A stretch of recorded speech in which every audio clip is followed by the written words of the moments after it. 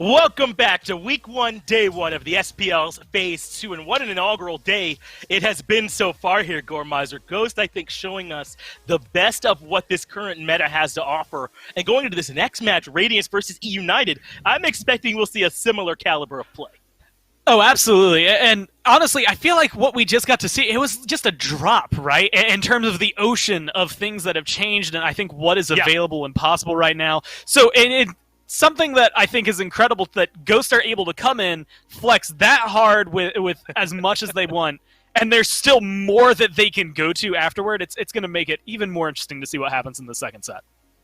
Yeah, the interview with Sam was very illuminating for me. I thought for sure they'd be a bit more confident about their grasp on the meta based on how they had played, but I think he made it clear there is still a lot to sort of learn and figure out, and things are going to be changing. So I'm excited to see what kind of sense our pros make of it. And what better place to look than the second place team from our playoffs here with Radiance in this eUnited set. And it went all 5 games, very close between these two teams. We're obviously getting, I think, our best look at the best players tackling this meta. I mean, you're coming in, you've got Adapting, who's got a couple of rings on his finger. He's going to be very happy to be able to tackle this. Yeah. I think Big Man Ting's, I said this in Phase 1, but he was the top average player damer throughout Season 6, and I think he came in and had a very large role here in at least Phase 1. The biggest difference is we saw a lot of Merlin, a lot of Raijin, a lot of things in Phase 1 that realistically in mid, you were playing one of 3 gods most of the time. Right. Now I'm wondering if that same comfort is going to exist for him. A lot of the shifts seem to be in the jungle, but I think there's something to be said about your mid laner, specifically trying to utilize that Spear of the Magus in a really useful way for your team is maybe going to play a big role. And of course, we just saw what could happen in solo lane, that anything is kind of thrown out the window if you're fine. Okay, you could just see what sticks to the wall and you'll be fine with it. Yeah, I'm excited to see how Radiance play. Remember, they had some trouble in the duo lane early on in Phase 1, so you want to check back in and see if that's all been cleaned up. And speaking of the duo lane, eUnited has had some shakeups in that exact same type of situation here at Gormizer. They've got Snoopy stepping over to that support position, and then Guy J stepping into the hunter role for them. How do you expect this eUnited team to look with their new look? Honestly, it's interesting. I mean, as was mentioned when you were doing the pre-show, you're taking Snoopy, who has been one of the most veteran and I would say accomplished hunters that we've gotten to see, and carries we've gotten to see in SMITE, period, and you're putting him on a non-carry role. Now, I think there is something to be said that the Guardians really do affect a lot of the game. Yeah, maybe they're not getting the best slash line, but they really are impacting a lot of it.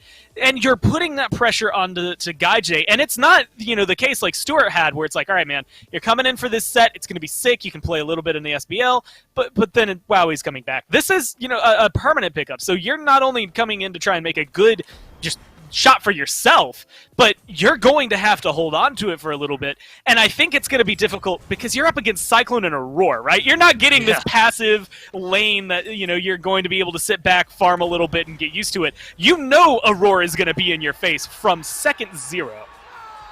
Yeah, I think the only harder dual lane to deal with, we just saw them back in set 1 in Mike and PandaCat, right? So I 100% agree with you here. It's a pretty tough sort of trial by fire for Guy J here in this very first set for them. But I do think there's a little bit of relief in that I don't think necessarily Hunters have the most pressure on them out of all the classes, probably the least. So maybe in that way it's a little bit easier for him. And the rest of this United squad is still very strong. Obviously, Variety and Whirlwind are really seasoned players here at this point. And sort of as you mentioned, there is a lot more pressure on mid lane with how many different picks there are. I think as long as Guy J can do the basics correctly and let the rest of this veteran team sort of carry him for the most part, he won't be under too much pressure. Yeah, and I think that's, like you said, the biggest note is just that for a lot of hunters, I mean, honestly, we even saw it a little bit with PandaCat there on Freya, you just kind of wait till your items are online. It doesn't matter if you're 0-6 at the beginning or if you're 1-1 or 6-1. I mean, that will affect your gold flow, but for the most part, you hit 30 minutes in game, you're going to have 6 items. You're going to hit really hard as long as you've itemized well. Exactly right. So hopefully that can provide a little bit of cover for Guy J as we move into the picks and bans for set number 2. Radiance up against eUnited. And as I mentioned already, I think there's a lot to keep track of here with Radiance, because I think at the beginning of the Phase 1, Radiance looked like the best team. They're on that really hot win streak. But they started floundering a little bit towards the tail end of that phase. That's why their playoff performance was so big for them. I want to see if they can grab that same momentum here, even with all these meta changes. And I think it's actually maybe especially because of these meta changes, right? I feel like some of them are actually going to end up hurting them where some of their strengths were early on. I feel like Aurora is going to, like, not a lot changed for Guardians, right? I mean, obviously Umoja's still up towards the top, as we just got to see. But I feel like some of these warriors, while they can still be very potent and aggressive, can get punished pretty hard if they get picked up earlier, especially with Atalanta's bow being pretty big right now. Your pin or your protections aren't going to withstand that penetration too long, so you have to be careful with a lot of your positioning and a lot of things like that. So maybe hurting Aurora just a little bit and maybe focusing him down early could be the key for eUnited to trip up Radiance and cause some trouble for him.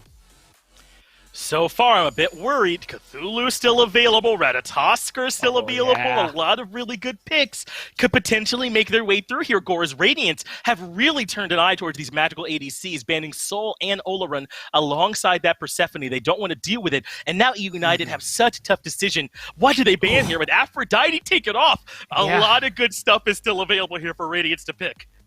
If it's not Cthulhu, I'm going to be surprised. I think he just brings so much to the team fight. Plus, let's just face it. Look, when Jormungandr came out, for months I got to say how I thought that was the coolest ultimate in Smite. And now I can finally throw that out the window because Cthulhu's got it. But I think it showcases maybe where he is. He is more or less a solo laner. He's not necessarily going to be as prominent over there in the duo lane. I don't think you're going to see as much control.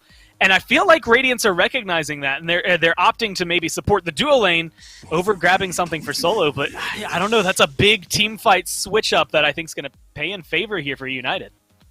Yeah, try and hold on to your sanity, chat, because Cthulhu has been locked in. eUnited are ready to pilot him, and just as you were alluding to, I don't know, something in me is telling me this is for variety and not for Snoopy, right? I think that this might end up over in the solo lane. We'll get a better chance to see as more of these picks come in, but I like this. If you pick the Cthulhu and take the Nemesis, I think you're taking one of the best counters away from your other team, because even in that ultimate, if Nemesis ult is put on you, you can still be pretty vulnerable. And I think this is going to cause a lot of trouble for Radiance. You know, part of the reason I think Nemesis was so prominent last set, and part of what I think she's going to be able to continue providing here, is any warriors you pick up, whether it's solo or jungle, they're going to feel that ultimate every time she goes through. And with the items that she has now, she can shred even better. But I think it is going to be that question of how consistently can you get back there, how much can you control them, because Radiance, you know, they have the Umoja heal coming through. They're looking to maybe survive there. Camazotz, while he's going to hurt from Nemesis ult, still has a lot of survivability, and of course with Bat Out of Hell, gets out of there no problem. And now Kronos, early game, yeah, he's going to maybe suffer. Late game, he's going to rewind and then smack you 2 times, 3 times maybe, and you're going to be gone. It's interesting. I don't think there's that big of a disparity between the magical ADCs right now. I do think Olaran and Freya edge everyone out because their ultimates are so impactful in team fights. Yes. It's kind of hard to match it. But Kronos, you're certainly not feeling bad about yourself if that's the magical ADC you fall down to, Gore Miser. So I think this could look strong as Giannis gets locked in for eUnited. I mean, that is a Whirlwind special. I think, yeah, it's a heroine special. It's an eUnited special. I think alongside the Nemesis of the Cthulhu, it's that mix of what works for us and what works in this meta. Let's tie them together in a nice little bow, and hopefully it works out in the game. But I think what you were saying is specifically about the magical ADCs, right? You get Freya and Olaran, as you had mentioned, good in team fights. Kronos, he's still good in a team fight, but honestly, between him and Sol, the insane pressure you can put on objectives there is really where I think they're going to be prominent. So eUnited have a lot of work cut out for them, whether it's a Fury, whether it's a Fire Giant, but realistically, I'm thinking towers, I'm thinking Phoenixes. Those defenses are not going to be easy, but I like the route they're going. They ban out that Neath, which, honestly, I could hear maybe Katie getting excited. Finally, Neath is someone that's worthy of being banned, but it really is because when you have this magical ADC, you need to find the offset somewhere, and it is in this area where you want these, you know, your Ulers, your Neaths, your ability-based hunters going back into the mid lane. And I think ability-based hunters are pretty strong right now as well, so good heads-up ban from United to take that Neath out. They end up taking the Hachiman. This feels a little bit old school, but all 4 magical ADCs are gone at this point, so you got to go somewhere else. It looks like United want that extra safety from the Hachiman plus that mounted archery. And look at this from Radiance. They're picking up the On Her, so Gore, now the question becomes, where are they putting this On Her? I mean, I feel like that's got to be going mid. Yeah, I think it is. I think Kronos needs the solo farm. I think, you put him on the island, which now is the long lane. Yamoja's going to hang out for a little bit, and again, maybe he's going to have some trouble, especially against a Hachiman early on. But he's not looking for clear. He's not looking to try and get a 5-minute tower. He's really looking for that, 4-item mark, right? Once he gets the Ring of Hecate online, if he wants to, he can go for a hastened ring, or he can look into Telkine's ring. Any of the rings, really, are going to fit well on his fingers, and he'll make them look good. And I think that's going to be the kind of long play for Radiance. Let on her Hunbats kind of carry them into the mid-late game where Kronos Camazotz can take over. Is this going to be tier solo then and Cthulhu support at this point? I mean, I think tier support's certainly a thing. I mean, we don't quite have awesome Jake here with us, but I mean, we have seen it, right? So it certainly could be either one.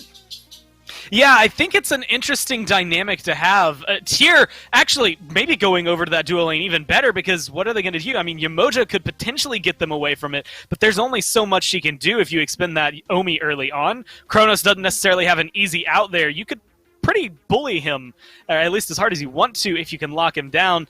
I think the same thing could be said for Cthulhu, but that channeling route that he has on his 2, it's a little more difficult to get it to connect. It's huge, it's massive, but once you see it, you just walk out of there and you don't have to worry about too much. So I think he has some potency over there with the Hachiman. I do think you could toss it up either way, but I kind of like the idea of Tier going over there and just giving Kronos hell.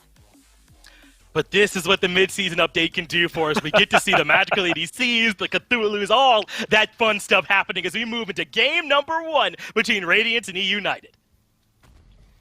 Thank you very much, Finch and Gormizer. It's Dolson and Aggro on the call, and Doug on the camera here. And Aggro, it is a great day to be a SMITE fan and an absolutely free day to be a Chair 1 here in the SPL, because there's just so much to go over. And right now it's Snoopy being chased down by Radiance. Full 5 stack from Radiance have made their way over to the purple buff, and 15 seconds to go on the countdown. Radiance already have first blood.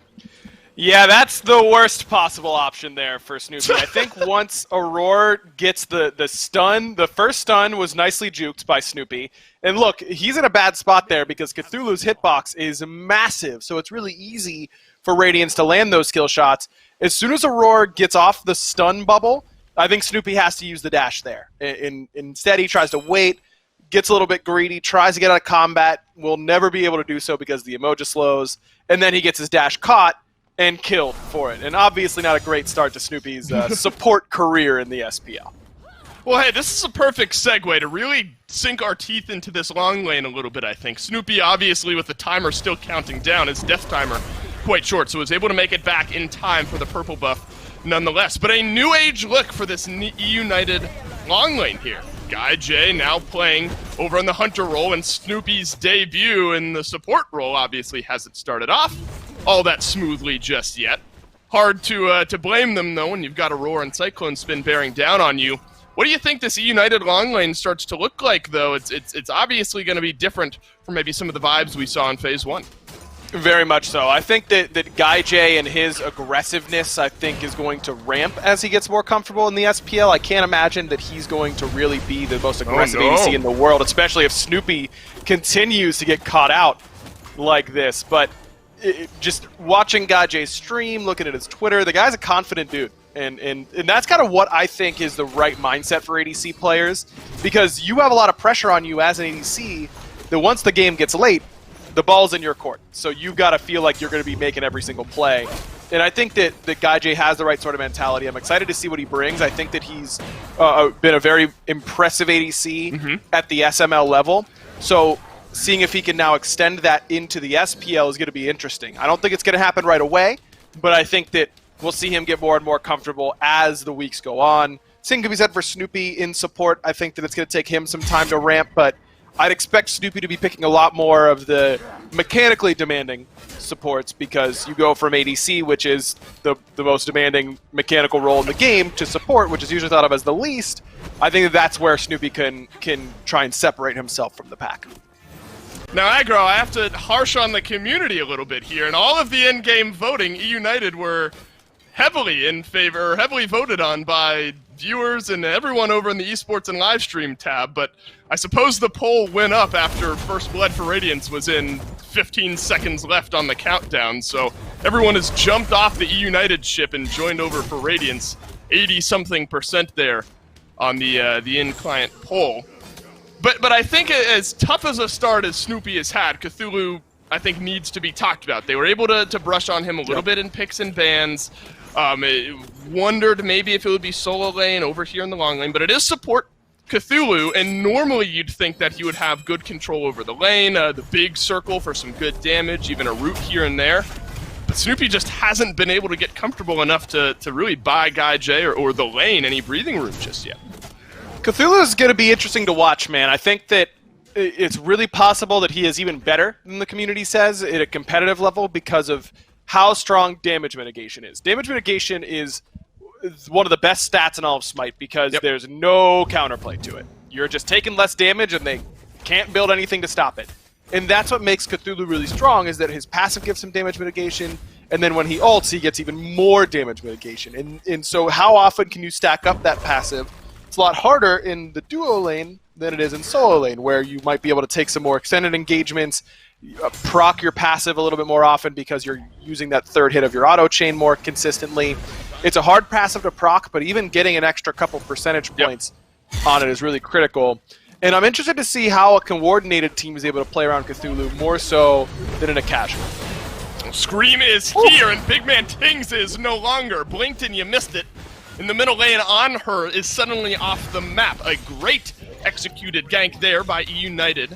That's Cyclone Spin, who has to pop the ultimate over in the long lane to keep himself safe and alive. So a little bit of breathing room for eUnited now. Guy J still on the chase. Cyclone Spin able to stay alive. Snoopy has found a little bit of confidence as well, and he's going to force a roar back from this red buff side. We got to rewind the clocks just a few moments, Aggro, and look at the gank that works out in the mid lane there for eUnited. Big man jumping into lane, I imagine, just based on the way that eUnited played it, and that's just good accuracy by Whirlwind and no hesitation by Scream, which is exactly what you want.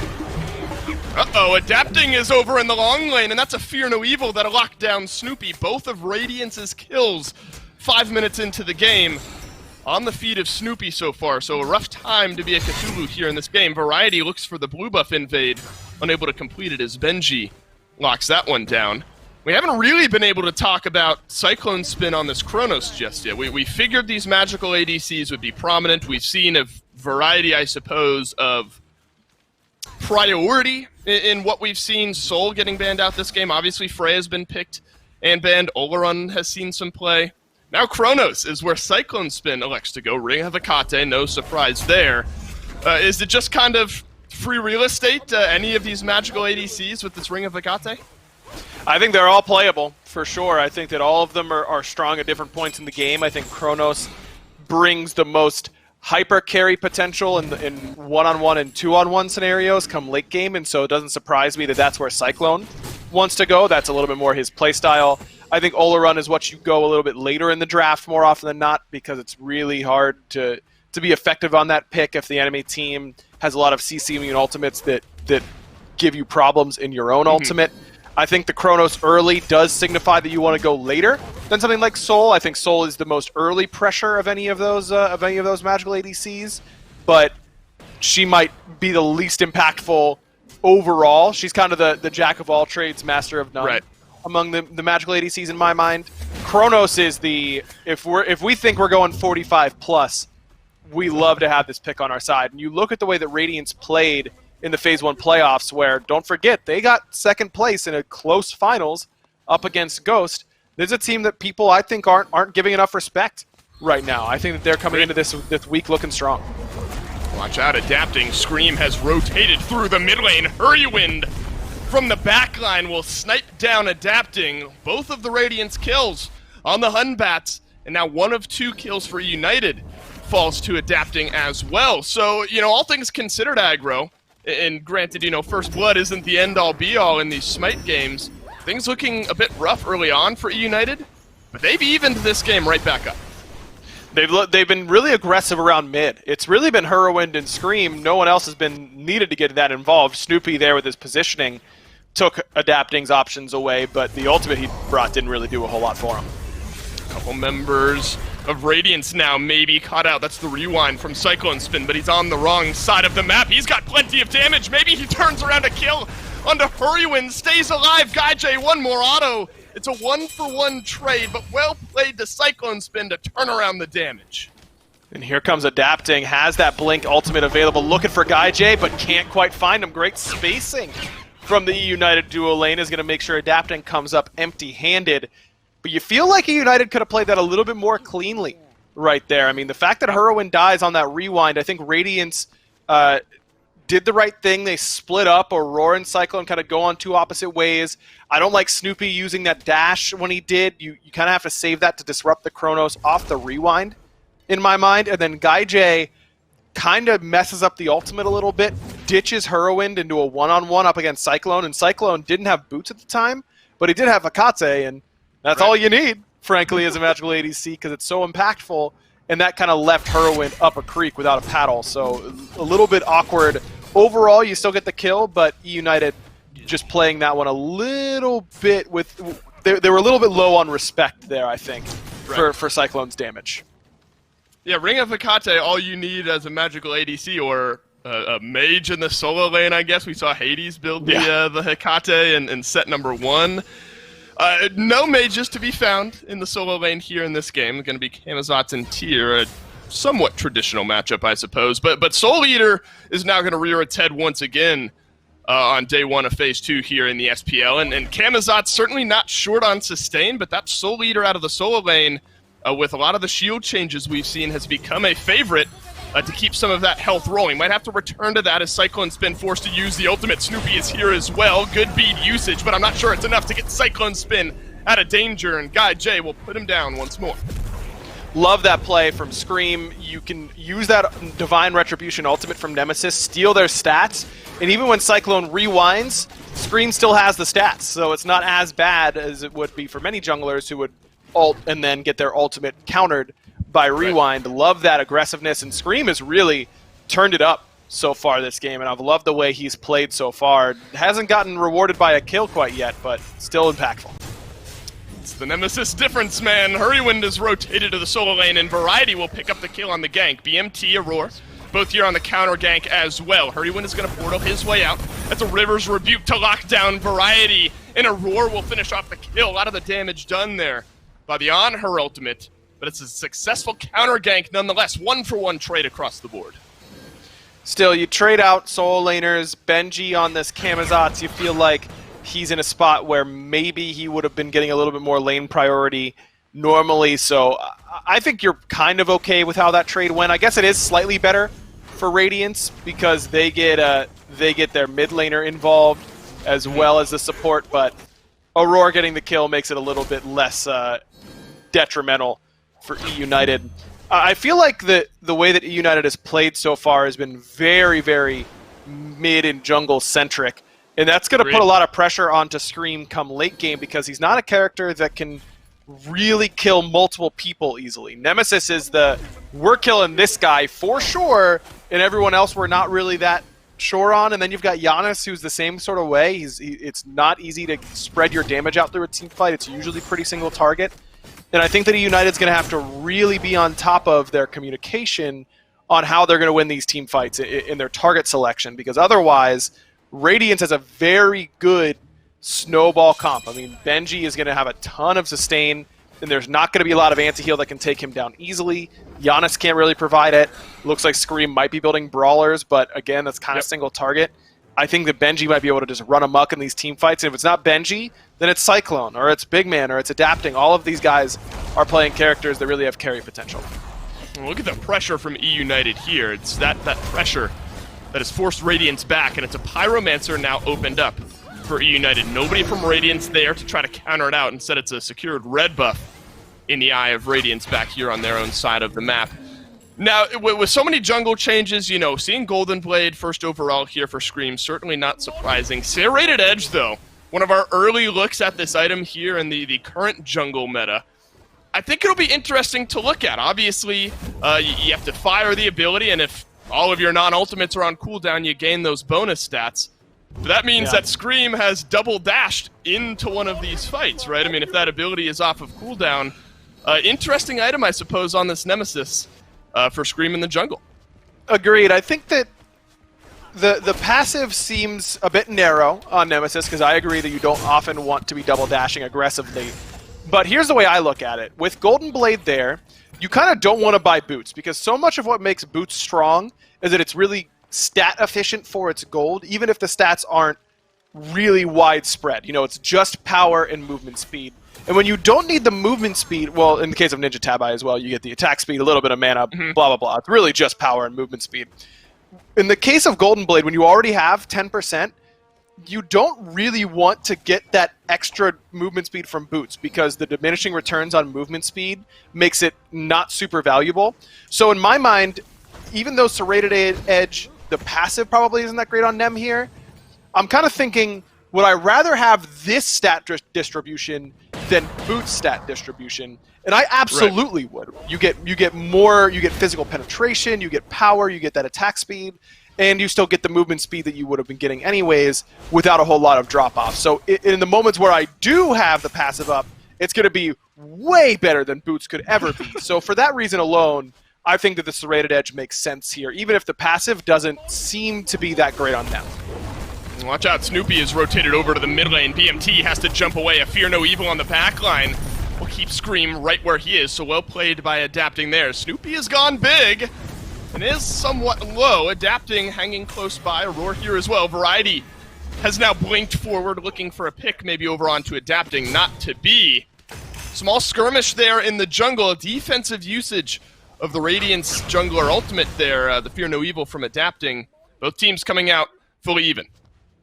I think that was a great play here for eUnited, because look at the relic situation all of a sudden for Radiance. No beads for adapting, no relics at all for Big Man, and no shell for Aurora. You look across the way, Variety TP'd and used Blink. Who cares? He can be effective without him. Blink, sure, but even that is on a lower cooldown than basically everything else on the other side. So I think that was a great fight for eUnited, but now they've got to capitalize. Let's go to Gold Fury. Let's actually use this window that we've earned for ourselves, and it's going to take these ultimates coming back up for United before they're willing to do that, I imagine, which makes sense to me. You don't really gain that much without your ultimates, but once they have them, I think it should be an automatic Gold Fury pull. Oh, here comes Variety. Benji forced into the bat out of hell. It is a Gold Fury pull instead for Radiance, sensing impending pressure over in the solo lane. Radiance feel comfortable now over in this Fury pit. Big damage from Hurrywind into the backline onto adapting. Snoopy has dashed forward, and Aurora now is the eye of Variety's eye. The ultimate from Nemesis will drop in on through, and Variety will finish off the kill over onto Aurora. eUnited pick up one, and maybe that's the true opening for this Gold Fury to be pulled out. Feel like that was a bit ambitious there from Radiance. I understand the idea. You know that you're so disadvantaged later. Okay, oh, that was close. It was. Radiance knows that Gold Fury is basically gone as soon as the United gets ultimates up, because they are so behind on resources. So they think maybe we can catch United on some bad backs. They're not going to look to play aggressively until their ultimates are back up. But with Hurrywind having that much CDR, he's already 40% plus Chronos passive, his ultimate comes back up earlier than I think Radiance was ready for. And it wasn't even the damage, it didn't hit anybody, but it was getting Snoopy directly into the backline, even without Snoopy having his ultimate, that just made enough of a threat that Radiance didn't feel like they could stand tall and do that Gold Fury effectively. It looks a little bit odd. I understand the thought process there from Radiance, but eUnited makes a good response in order to get back into it. And how about this from Snoopy? I mean, a really rough start. Luckily didn't put him all that much behind. Net worth-wise, a couple hundred gold, obviously bottom of the charts, but only 200 gold, not 2,000, behind Aurora, his counterpart over there for Radiance. We wondered what these Cthulhus would look to build. Figured it might be a little bit hybrid. And you go Thebes first overall. Very strong first item there in the support role. But a Divine Ruin is the second item Snoopy's going to look to pick up. I actually kind of like it, because you get so much free mitigation on Cthulhu that you won't feel as squishy. He'll still feel squishy, but not as squishy as most other characters in the game. And then you really need the Divine, and like I said, Hurrywind can't build it. You need it against the Yamoja and the Kamazots. I think it's actually a pretty smart pickup here for Snoopy. I like it quite a bit. Ooh, good shot there from Hurrywind. Variety won't be able to follow up on the damage. Benji has just been getting looked at by eUnited. A lot of presence from eUnited over here on the solo lane side of the map. That's going to be a Pyromancer taken down relatively for free. Both solo laners opting for the sledge here, aggro. We've all been kind of conversing and haven't really been able to put a finger on exactly what direction we think some of these solo laners will take their builds. But I think it's an item that works quite well with what Variety and Benji are both going to be looking to do in a lot of these fights, getting in, getting involved, and stacking up some of those protections. This is exactly what I'd expect to see Sledge in most solo laners builds. Third item, you get it online as that perfect item for right when you want to start rotating. That's the kind of measurement usually for solo laners is my third item is when I want to start getting out of lane and start impacting the map. Sledge is perfect for that. It gives you power, it gives you good tankiness as well, and it's pretty cheap, which is kind of the necessity. Well, hey, Variety's got all 3 stacks of the passive there with the 3-man attempted dive over in the solo lane. Snoopy has rotated his way over as well. Where can you find the pressure now if you're eUnited? A couple members pushing down the mid lane. That's Scream and Hurrywin maybe looking to find some damage there. Looks like Tier 1 tower may be forfeit here by eUnited. It's going to be BMT knocking down the first tower of the game. Don't know about that blink engagement there by Snoopy, though. He holds the ultimate, but the blink onk, I mean, I know the through space and time was coming through, but I can't imagine that eUnited was going to get there fast enough to really follow up off of that onk anyways. Just not perfect timing on that. And onk is usually a relic that wins or loses you fights very, very quickly. And that's something that eUnited and everyone should really be looking for is how supports use their relics. That is one of the higher skill cap parts of the role that I think really goes under the radar. And that's something I'm going to be watching for the rest of the match. And as you know, as much as we've kind of looked at really builds across the board, and it's a lot of fun in some of these games getting kind of our first look at what these different roles want to build and so on and so forth. Cyclone Spin moved into the Hecate and then obviously got the lifesteal boots. Titan's Fang into the changed up spear, the Magus there. So bit of a hybrid build, I suppose, on his own end. As far as, instead of, going kind of that full ring stack that some of the other magical ADCs will opt for. A lot less attack speed for the Chronos, right. But Accelerate does help with that. Feel like we'll probably see Demonic Grip next, but it makes total sense to me. I mean, you're going to toss out that stop time. It's going to proc instantly on the first part of that damage. It's going to make the second tick do even more damage. It's going to make your time stop deal or your one deal even more damage. It's going to make your auto attack swing even harder. This build looks phenomenal for Cyclone Spin, and it's going to make him do plenty of damage to anyone he needs to deal damage to. I do think he's lacking a bit of attack speed, but I think that'll be coming in the next few items. You have to be worried if you're United. You built yourself up a 2,000 or so gold lead, but certainly still scaling from Radiance that can build themselves up back into this game. Only one Fury attempted so far, and just now Primal Fury springing right back out. You look at where both of these two teams stand and kind of the way Radiance are positioning themselves here. Certainly not discrepant enough, I don't think, in the gold category to move away from this Primal Fury should a fight spring out. This should be a pretty close fight because now you look at the power spikes completed for Radiance. They're all sitting on recently completed items for the most part, so that means that they're basically even with their counterparts. Snoopy, I feel like, hasn't backed in a long time. He's been on that Divine Ruin for quite some time, and now at this point, I don't know that he's going to get an opportunity to back before the next big team fight. That can be problematic when you're sitting with a lot of gold in hand and it doesn't really do a whole lot for you in the bank. You got to be able to go back and spend it. Aurora is going to try to lock down Snoopy here. Oracles are for eUnited here, so no sneak away from Radiance, but Cyclone Spin just going to poke and prod a little bit, sensing out maybe the answer from eUnited should Radiance have fully started it back up.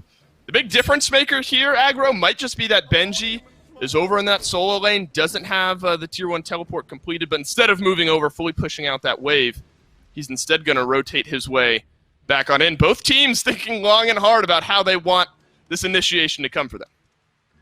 It's a little bit hard, I think, for United to find easy initiations because they really need a blink in from Variety or Scream to get it started. I don't think that the Blink Cthulhu ult is very good because everyone will just run away.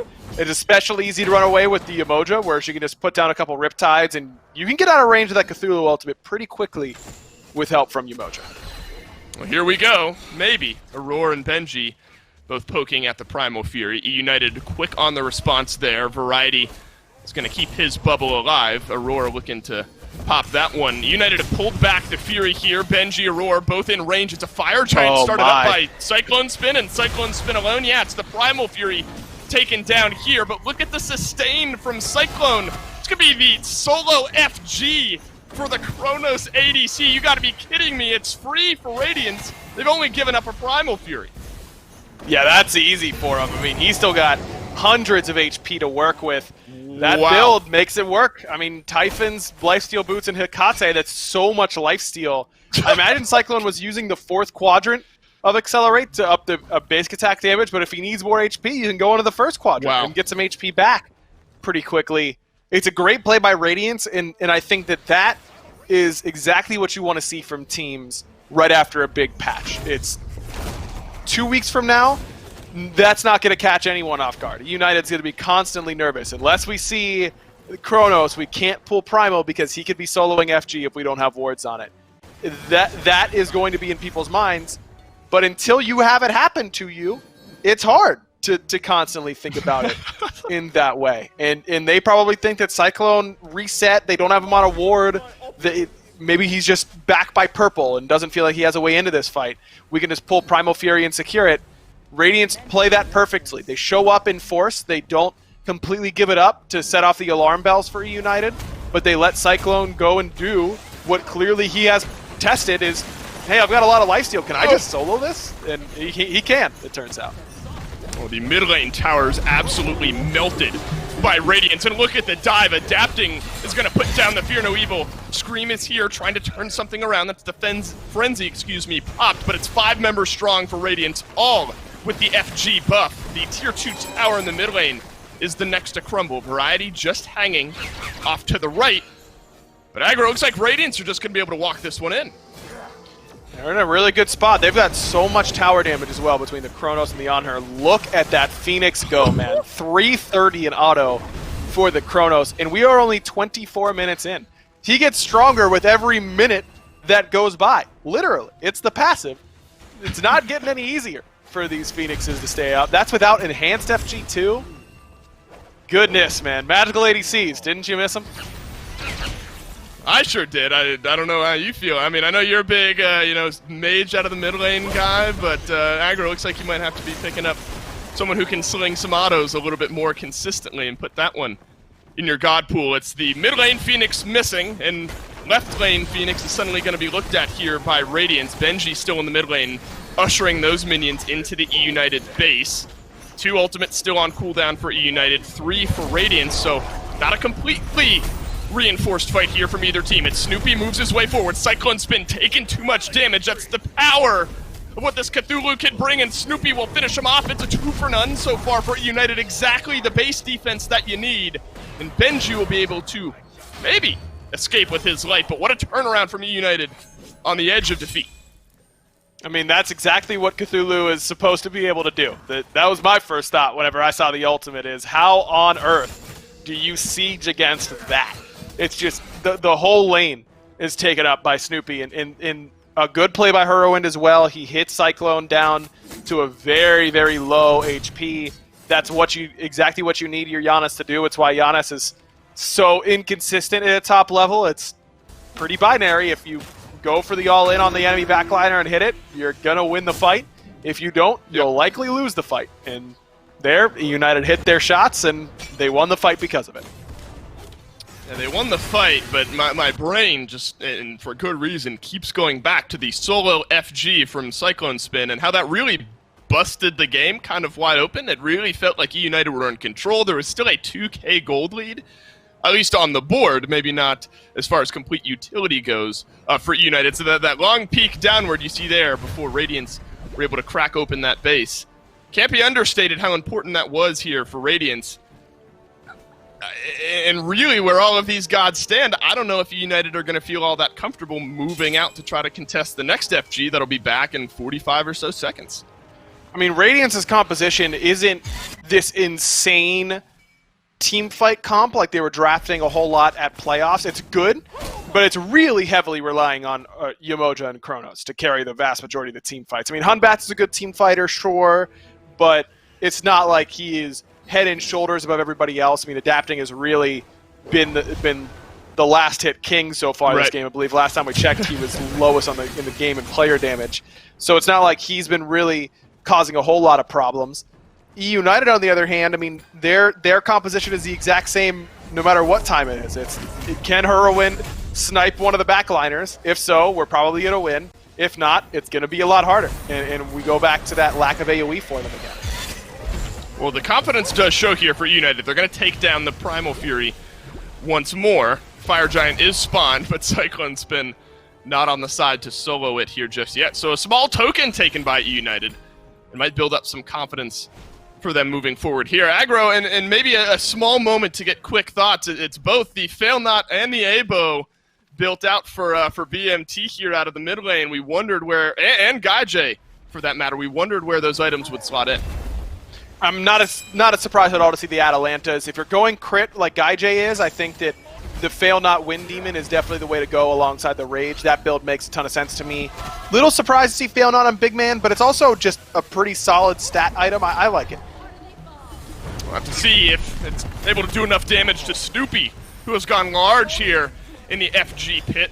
Benji is in the back line, but GaiJ able to get himself out alive. Cyclone Spin, he's found the opening kill. Snoopy just can't walk away from these fights, and now Benji has free reign to swing away onto Variety. It's an FG pulled. Cyclone Spin was able to do it alone a few moments ago. It's just going to be that much quicker now that Radiance are fully reinforced. Benji playing Separator. Radiance take down the Fire Giant. Aurora moving forward, looking for the lockdown, unable to find it onto Variety. But the chase still is on beneath this tier 2 tower. eUnited on the back foot.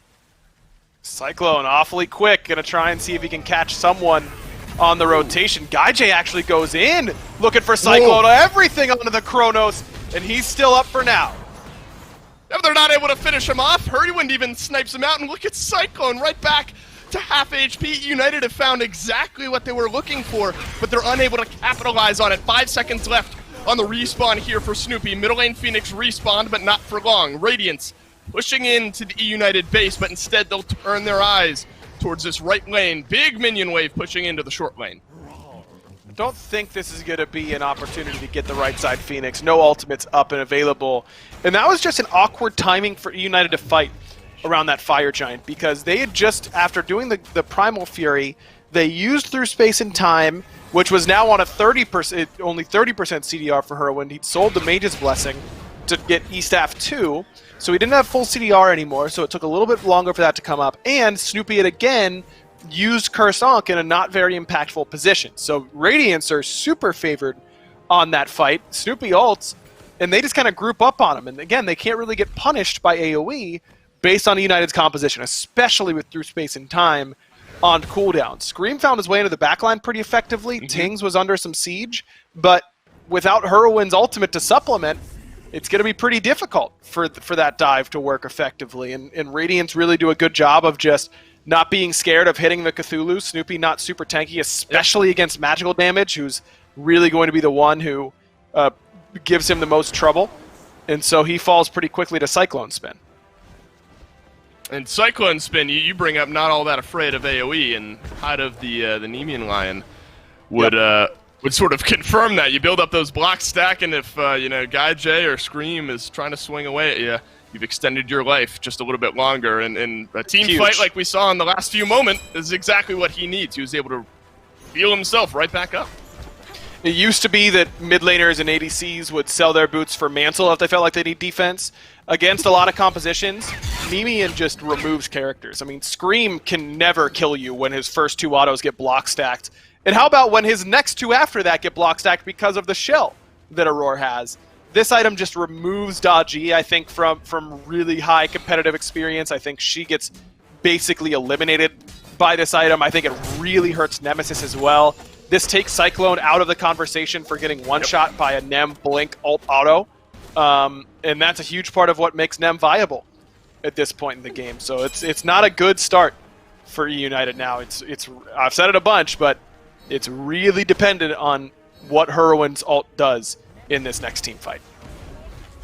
A little bit on the back end of it. Frenzy popped. Radiance, they want to go now. Aegis out is Hurriwin's ultimate, so now eUnited doesn't have that tool to turn around the team fight. That's a fear no evil from adapting to peel out his backline. Variety, he's found himself alone with 4 members of Radiance looking at him. Cyclone Spin finishes off the eUnited solo laner, Benji. So difficult to deal with, swinging away on GaiJ. It's 5 strong from Radiance, barreling down the left-hand lane towards the eUnited Titan. Scream has to dash his way away here, but there's just too much damage. eUnited, they've fallen behind in the kill department. BMT with the double kill will put him down, and Radiance in 33 minutes will take game number 1. Look, all things considered, with how rough the early game was for Snoopy, him falling behind by quite a bit, I think the draft for eUnited was not particularly cohesive, and I think that they really came ill-prepared to deal with the amount of sustain that Radiance drafted very early in that draft. All that being said, eUnited still looked better than they did the majority of last phase. And I think that is important to point out.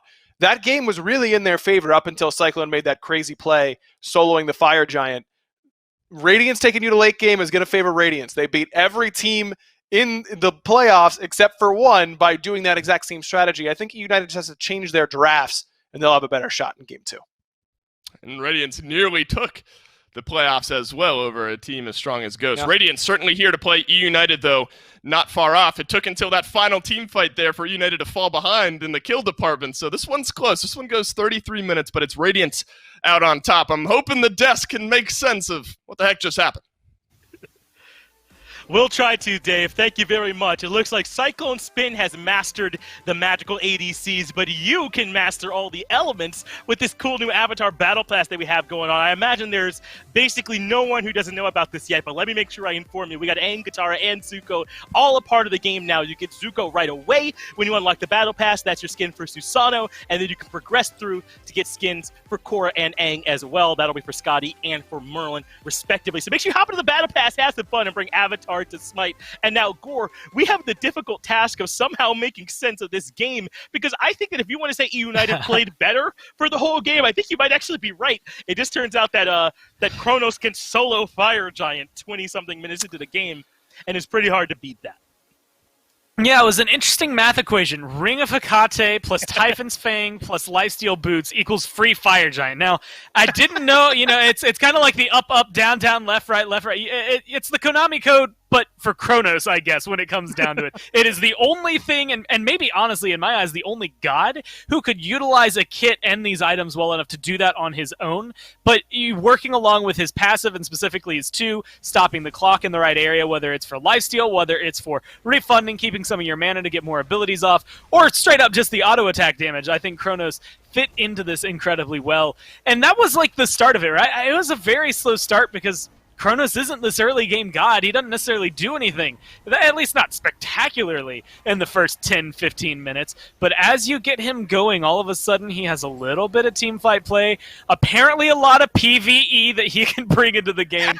And then what they ended up doing, I think, was just that even though eUnited kept pacing the game and, like you said, maybe even played better, you lost map pressure. Radiance, with that Fire Giant, really were able to turn the map around into their favor, really able to make it so that any gold lead, anything that you had cultivated as eUnited, just wasn't going to be enough, and they put themselves into an easy win state for the game. They did. I think by most metrics, by gold, by kill count, up until that final Phoenix Siege, eUnited were ahead, right? I mean, they were feeling really good about their fight on the Gold Fury. You heard Aggro say it in the moment. They really played that Gold Fury fight about as well as you possibly can. It's just that no one in their minds yet had considered that Cyclone Spin might be off somewhere doing the most. Right, exactly, on the map all by himself. Who could do it, who would? And they just weren't prepared for it at that moment. So I think that Aggro was so right to point out that eUnited should feel at least a little bit bolstered. Obviously, this Giannis pick works for Hurwin. He was hitting all his snipes. Things were clicking. It just was not enough to get the win this time.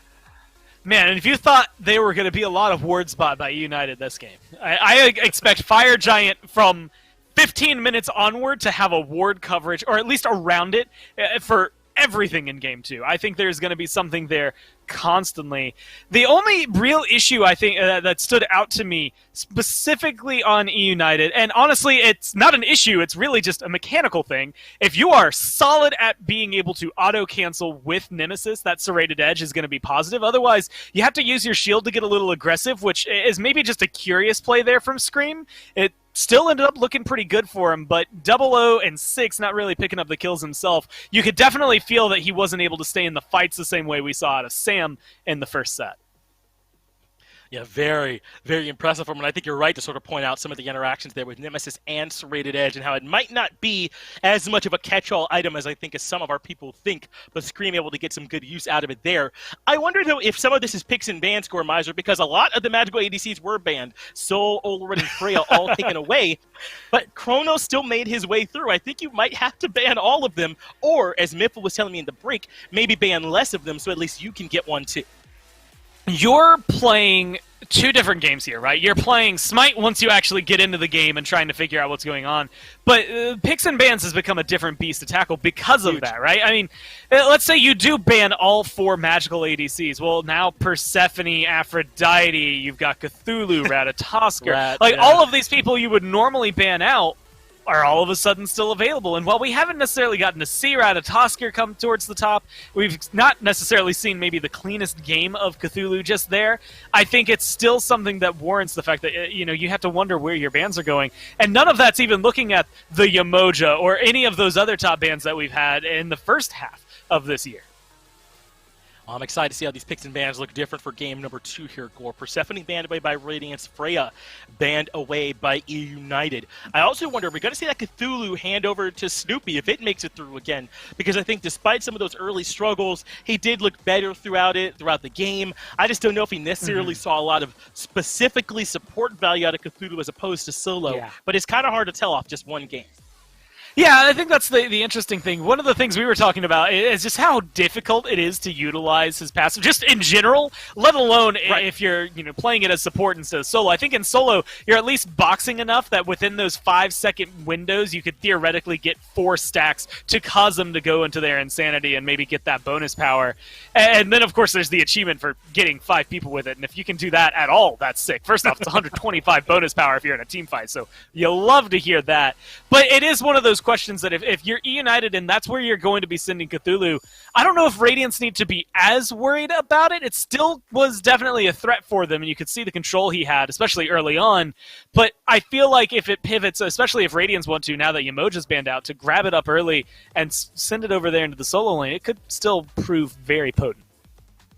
A lot still available, though. Cthulhu, Rat, Olorun, obviously. Chronos and Soul still all available, too, as Radiance gives some respect to the Nemesis. They ban that one away. United ban away the Camazotz and the Yamoja. So a lot more is going to make it through. And Radiance, in that first overall pick, elect to take the Olorun. And I was curious about this. Did Cyclone Spin take Chronos just because it was left for him, or did they really value it the most? Well, now you can see you take Olorun at the top of the draft for Radiance.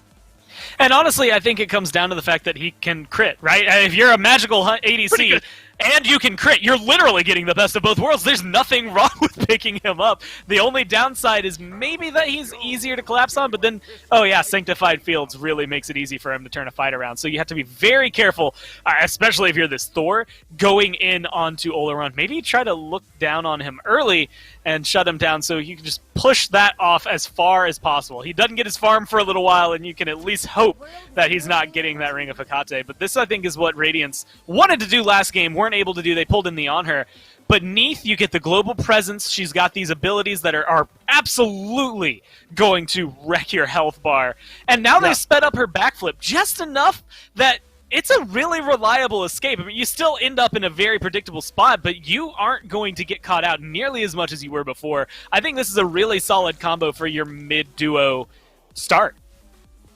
Yeah, I think you're right to point out Neith's increased viability. I would not argue with you on that one. Certainly stronger now, to the point where Radiance picking her up early. Makes some sense to me if this ends up for big man Tings. We've seen him play the Hunter's mid quite a bit throughout his career, so I'm right on board with you in that regard. It'll also be the Kuzenbo. This one may be a bit surprising to me. I think there are a lot of really strong support picks right now, even with Xingqian and Yamoja banned out. We really haven't seen any of the Khepris or the Ganesh, who I think are still plenty strong. But Kuzenbo is great for reflecting, obviously, back that damage. damage, which could be strong into a lot of the assassins and hunters that are strong right now.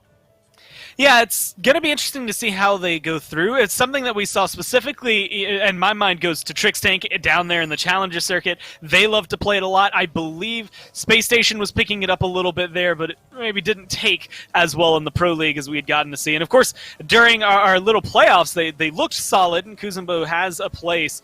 It is really just how well you play him and what you play him into. Yanis, Thor, honestly, even to an extent, Cthulhu are going to be hitting themselves a little harder than they're dealing it out. But with Khepri and Hercules banned out, it feels like eUnited think this might be a solo lane. That's what it looks like to me, too, here at Gore. eUnited have the read that this Kuzenbo is going to be for Benji, the pilot over in the solo lane, and they've pretty much all-in gambled on it with the Khepri Hercules bans here as well. So we'll see if Radiance are maybe willing to swap that out in response to this and put it over solo, if that was the plan all along. We'll sort of get more of a clear read on that as this goes on. Meanwhile, Radiance banning away the Uller and the Cerberus, but I do think eUnited, we're probably going to lean towards this magical ADC either way. With them still available, no reason why eUnited shouldn't grab it. Now, the thing I love about Soul, even though, like Freya brings something, Kronos brings something, even Olorun, Sanctified Fields is going to be stellar along with that crit. I think he does very much belong at the top of that list. Soul is one of those that I think is going to be easy to overlook because, admittedly, on paper, I think she doesn't necessarily do as much. Freya in a 1v1 is almost always going to be able to win that once she gets the items online. We just saw a pretty solid testament to Kronos in the last game. Soul, though, is really big on objectives for me, and being able to maybe, if you want to, either split push or push down towers. And so while it might not be the biggest team fight for eUnited having her around, I do think she's going to have a lot of merits coming into this game, and maybe keeping that map equality going more in their favor. Interesting, the Sun Wukong picked up here as well, so it might be Sun Wukong solo. I think we saw the Soul Leader picked up first overall for Benji on the Camazotz. I'm interested to see if he does the same thing on Wukong. And I'm wondering what he's going to try here, because with Wukong, specifically the two splits, right? If this is a Kuzenbo solo and say, a Wukong support, I like the idea of being able to level up your 72 transformations, because that Tiger Stun, yes, 1.4 seconds from level 1 to level 5. That's pretty solid, but it also does a lot of damage. You don't have to focus on your clear if you're over there with an Olorun. He's got that covered, and that's where most of his damage can come down on an initial target. If you're Soul, if you're Cthulhu, I guess, going over there, you can get caught out pretty often. That being said, if you're over there in the solo lane, you're still looking at like your Master's Will, looking for the spin. He's got a lot of merit, though, coming into that late game, and being able to have that 1.4 second stun with a Raven means you could set up some kills over there early on for a gank. Well, it's time for game number 2 after a very close game number 1 between Radiance and eUnited. Yeah, eUnited, I think, will be a little bit surprised with just how game 1 turned out for them. Up until a Fire Giant solo steal away by Cyclone Spin aggro, eUnited maybe even argue in control of game number 1. It is a run back on the magical ADC for Cyclone. Guy J will pick up the Soul here. An interesting rotation, just sort of hesitating to see if anything will come of it. Luckily, Variety, who's on this Thor in the solo lane again, another look at that, will be able to sidestep it. First, though, out of all the points that I sort of bring up there, Aggro, you did a good job, I think, of sort of explaining the power curve of these different magical ADCs and at what point in the game some of them might be at their highest peak. Matchup between an Olorun and a Soul, what do you make of those two? I think that neither of these characters should die in the 1v1. Soul has such great safety with Disapparate, but also has very short-lived CC immunity. There is some CC immunity when you cast Supernova, but not a whole ton. So if you get caught in that Sanctified Field, it can be problematic for you, but it's really how effective Guy J's poke can be up against this Olorun. I mean, the Consecration is a lot of healing sustain for Cyclone, especially once he gets that Ring of Hecate online. I don't think it's going to be able to stick to him a whole lot, but maybe Guy J feels like he can be a little bit better in those moments and try and get some kills happening. Watch out, Snoopy. Aurora has pushed him back into range of the tower here, but it's an early level lead for Snoopy out of the long lane. Just, not dying with 15 seconds left on the countdown. A better start for the Cthulhu here, and Snoopy, I think, did a wonderful job of turning around an early blunder in game number 1, and already asserting a little bit more power over the long lane here, where all else might be considered equal. You know, with the magical ADCs both maybe holding a similar early game presence, Snoopy, I think, is going to be pivotal in pulling a small advantage there. Another thing I mentioned going into game aggro is variety on this Thor in the solo lane. We saw it once in our previous set. Now we're seeing it here again. We might have to return to that as the traditional jungler, and Scream has rotated over to the long lane. One final auto is all he needs. Scream will find it, but the tower will gift the kill over to Aurora. 1-for-1 trade, but on one side you got a support getting it, on the other it's Scream off to a great start.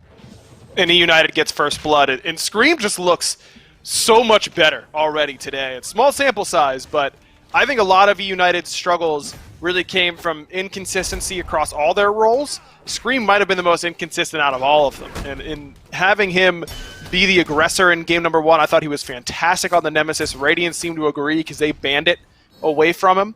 And now you've got him on this Pele, again, aggressive early on and gets himself first blood. I think that's a fantastic sign for eUnited fans. Scream is really going to be a huge factor for this team, no matter what this duo lane does, because Scream has the potential to just win them games anyways. I mean, he's done that in his career a lot. He's been the best jungler in North America for a large portion of his career, and Phase 1 just did not match that level of success that I think a lot of people were expecting for him. Yeah, again, I don't know if there's such thing as a moral victory, but if there is, eUnited will have one after game number 1. Scream and Adapting both make their way over to the short lane here. Benji and Scream both looking a little bit worse for wear, but Hurrywind has made his way over to solo as well, fully reinforce eUnited, but no kill to be found just yet. It looks like a successful purple buff invade in the meantime by Radiance over onto the eUnited purple buff. So while their backs have been against their tier 1 tower for a little bit of the early part of this game, Aurora and Cyclone Spin have found themselves a successful invade. Interesting. Hurrywind actually uses that ultimate to force Big Man off of his red buff. Don't think that there was necessarily a whole lot of ward coverage, just knows that that's where Big Man is most likely to be in that moment. So a good heads-up play there from Hurrywind to use that ultimate aggressively and save that red. But you're right, I mean, Aurora gets that kill early on and then uses it to be aggressive, and that's kind of what Aurora wants to do on Kuzenbo especially, is be in the enemy's face and really make it difficult for GuyJ in particular this game, because Hurrywind's so slippery that that's not really someone that he can lock down super effectively. GuyJ, on the other hand, I think that's where Aurora is going to be spending a large portion of his game, is right in the new ADC's face. Well, you talk about it being difficult to lock down a couple members of eUnited, and I certainly agree. I'm interested to see how BMT uses his ultimate here this game. I mean, I certainly can't be the only one who's just been chilling in lane, and then suddenly, you know, a Neath ultimate flies across the map, World Weavers me, and I'm stunned, and then I get ganked, and then I'm dead, and you know, beads are down, whatever it may be. I certainly think there's setup potential for BMT on this Neath here out of the mid lane. Definitely. And it's interesting that Radiance has gone for a pretty different draft than what they did a lot of playoffs. Again, I really focused on their ability to team fight and how that's where they were drafting a lot of their pressure.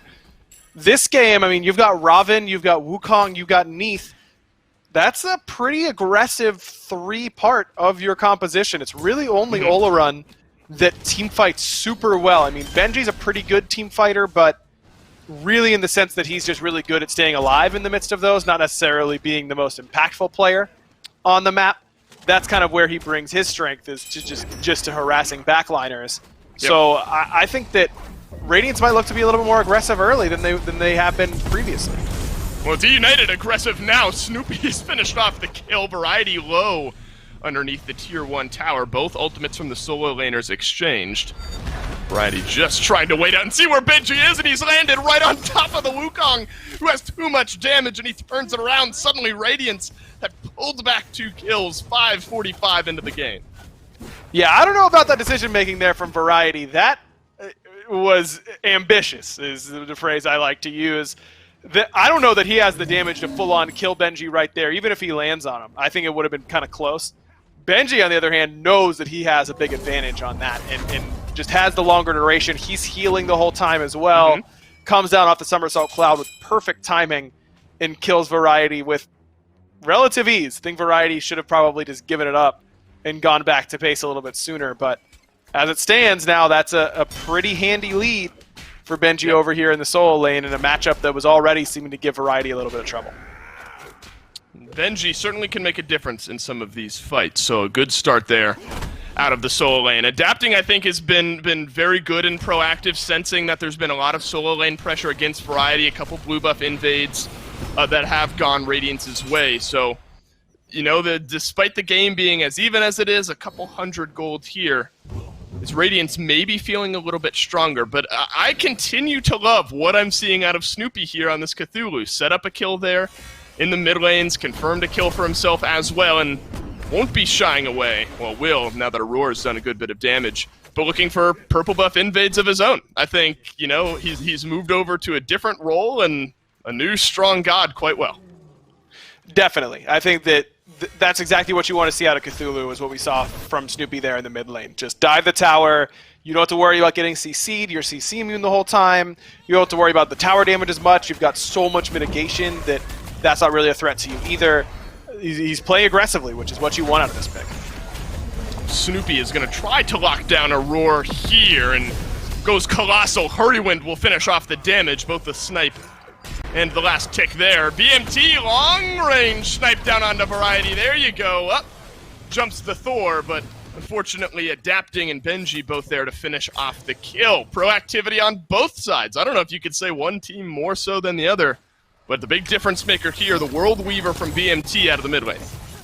And that's the impact of all these changes to the solo lane as well. Losing Glad Shield is going to bring different gods into the meta, and now you see a lot more either Soul Eater second item, which is what we see from both Variety and Benji, which makes you much more susceptible to ganks by a large margin. And really, that's exactly what we're seeing from Radiance, is playing aggressively on that right side because they know all this poke the Variety is taking is going to stay on him. And he's taking poke more effectively because he doesn't have any physical protection where he would have normally. Not that Thor solo was going Glad, but he would likely build something like Breastplate first item after boots, and that would help him a little bit more.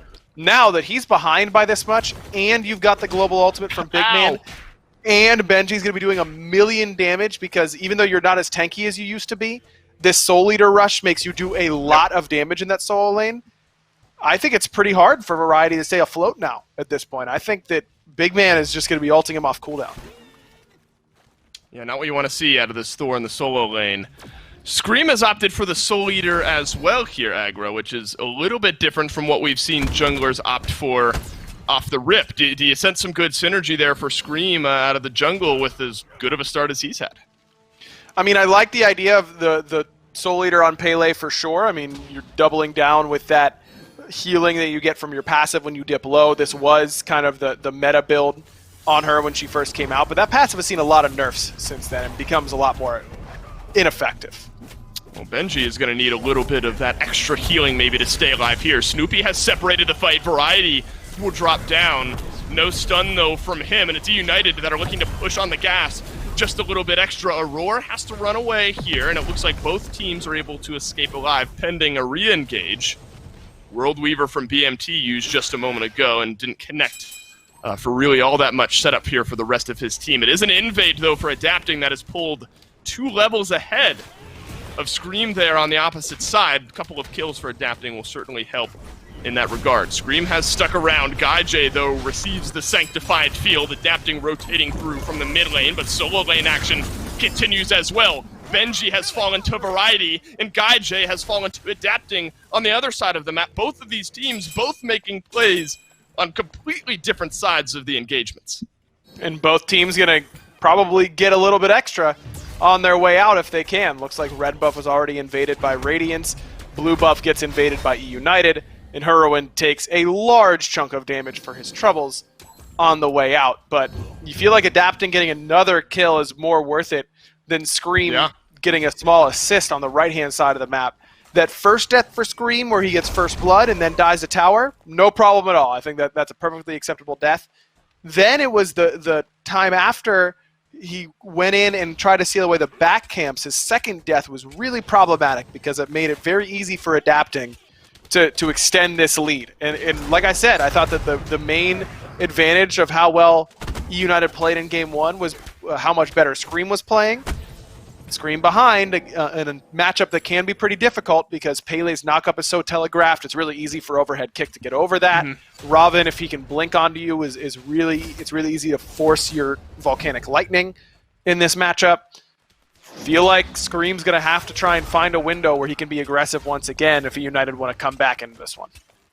We'll have to keep our finger on sort of the jungle pulse here. It's a 2-level lead where we stand.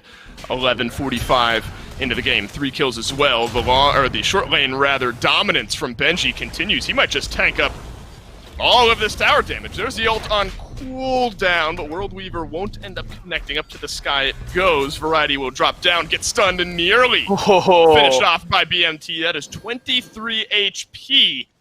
But what a play from BMT to nearly sneak away that kill. Very close. A little surprised Scream didn't just step in and take that World Weaver for him, but maybe worried of a rotation from Adapting, who can do this to you very easily. Scream going to try and get a run, but Variety teleporting in might have done enough to peel away the dive from Radiance.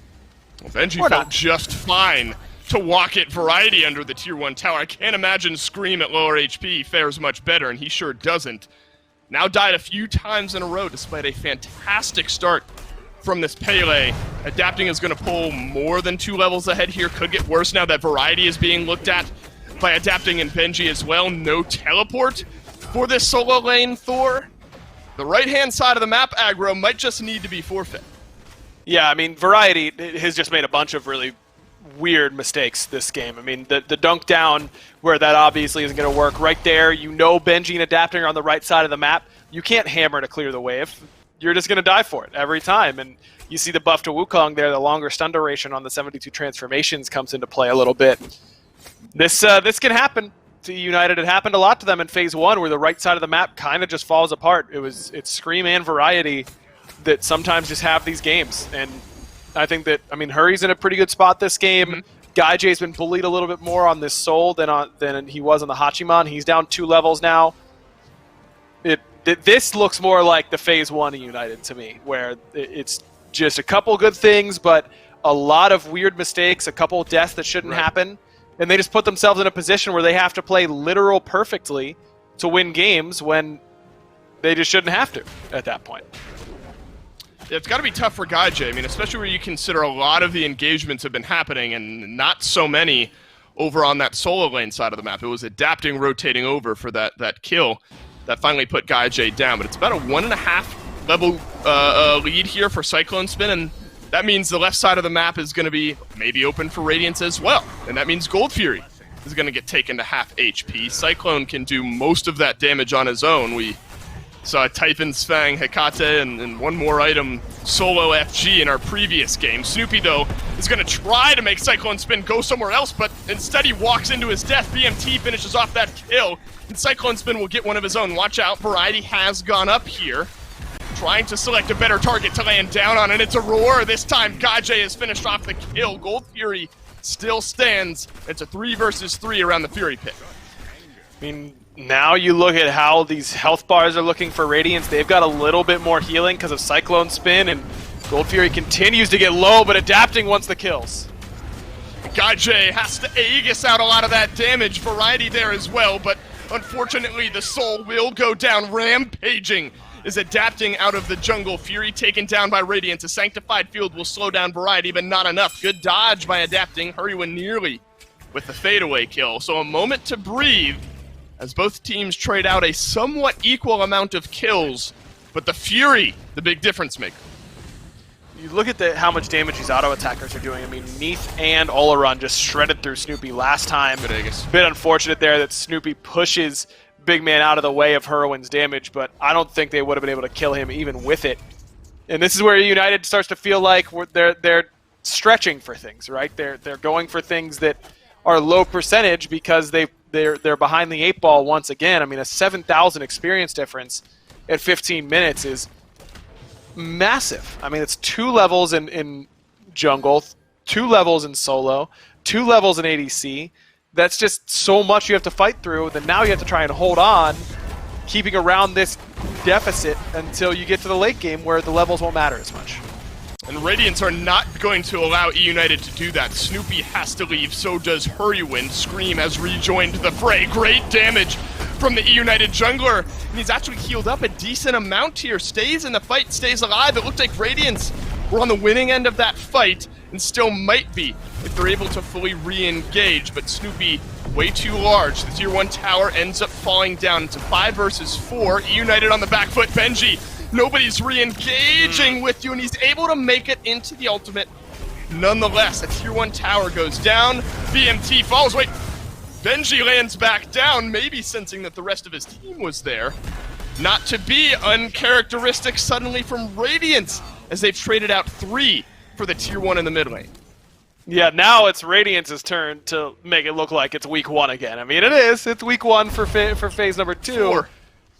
But a bit awkward there for Radiance for sure. Just mistake after mistake, and now they're going to lose a Pyromancer for it.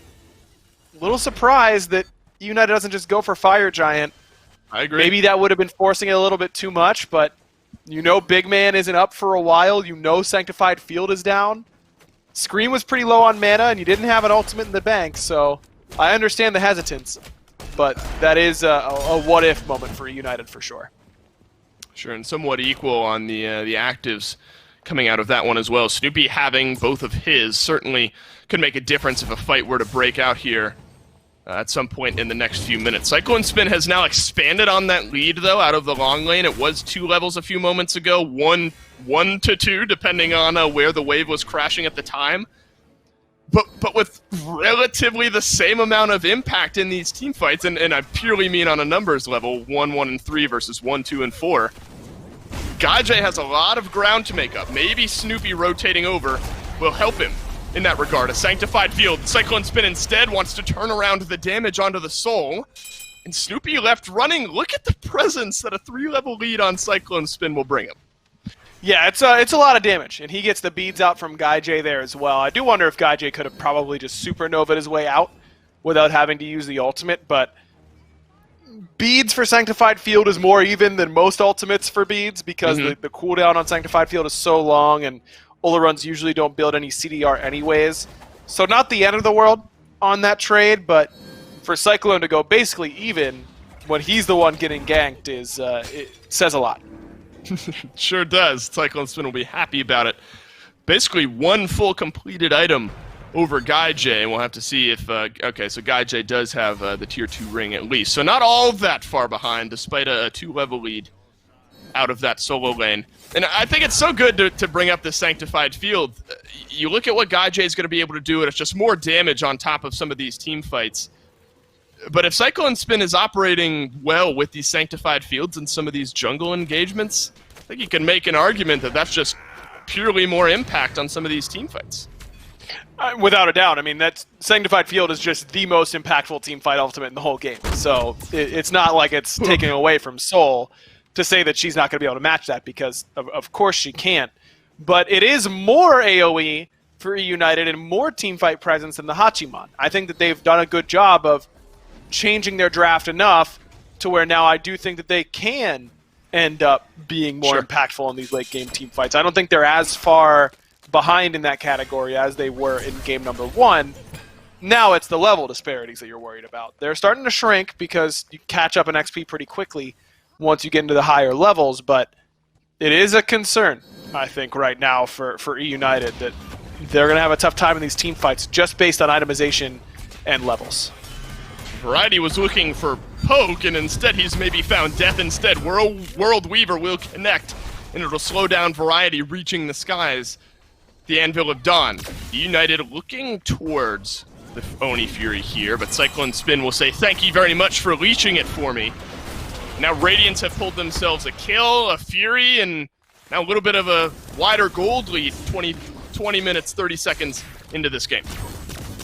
Just another bad mistake by Variety, who really has had a bunch of those so far in this game. It makes an even easier fight around that Oni Fury there for Radiance. Is wow, Scream feels like he has to use that ultimate just in case. Didn't, I guess, have the cooldown knowledge on Adapting's ultimate, because that must have been what he was afraid of.